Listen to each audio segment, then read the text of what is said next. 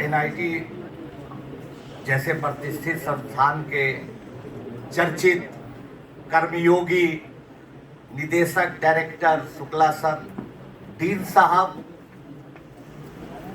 यहाँ उपस्थित हम लोगों के लिए प्रेरणा स्रोत गीता बहन जी, पढ़ाने वाले लेक्चरर प्रोफेसर्स और हमारे देश के आन बान शान प्यारे प्यारे बच्चे और बच्चियां। आज मेरा सूरत आना दूसरे प्रोग्राम के चलते हुआ, लेकिन आप लोगों के तरफ से जब इनविटेशन आया और पता चला कि चिंतन परिवार बुला रहा है तो मुझे इतनी खुशी हुई कि पूछिए मत। ऐसे एनआईटी सूरत से 2-4 बार और इनविटेशन आया, लेकिन व्यस्तता के चलते मैं नहीं आ पाया।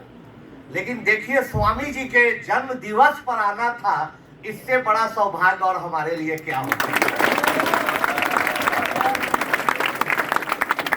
आज फर्ज करिए कि स्वामी जी स्वर्ग में कहीं होंगे, वहां से देख रहे होंगे, तो उनका सच में सीना एकदम चौड़ा हो गया होगा ये देखकर कि जैसे बच्चे खचाखच भरे हुए हैं, आपके चेहरों पर एक उम्मीद है, एक उत्साह है।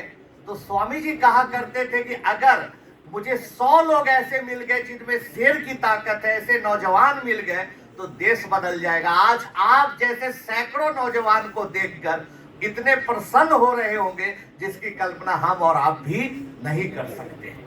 दोस्तों, अब स्वामी जी को प्रसन्न देख के, आपके चेहरे पर प्रसन्नता देख के मुझे सच में बहुत खुशी हो रही है और मेरा उत्साह भी बहुत बढ़ रहा है कि चलिए, देश में युवा वर्ग है, कितनी ताकत है उनमें। आपको अभी नहीं लगेगा कि मुझे इतनी ताकत है। 8वीं कक्षा में मैं पढ़ता था और मेरा एक सपना था 6ठी क्लास से कि मैं बड़ा होकर एक साइंटिस्ट बनूंगा, एक वैज्ञानिक बनूंगा और बहुत बड़े बड़े आविष्कार करूंगा। आप लोगों में से ज्यादातर लोगों ने फिल्में देखी होंगी। हमारे पिताजी पोस्टल डिपार्टमेंट में लो पेड एम्प्लॉय थे।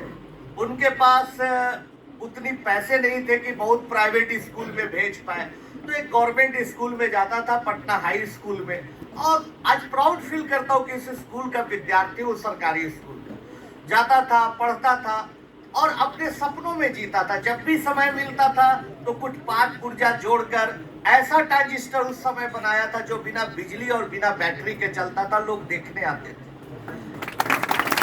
वायरलेस बना देता था 8वीं कक्षा में 200 मीटर का। लेकिन करते करते क्या हुआ कि मेरा ध्यान ये सब बनाने पर, जो साइंटिफिक मॉडल है, ज्यादा होने लगा और पढ़ाई पर धीरे धीरे घटने लगा ध्यान। मुझे लगता था यही सब कालगुजारी करके, इसी सब चीज पर के कुछ नया इन्वेंशन हो जाएगा, क्योंकि मैं बायोग्राफी पढ़ता था कि कैसे थॉमस एडिसन ने नया आविष्कार किया, नया इन्वेंशन किया।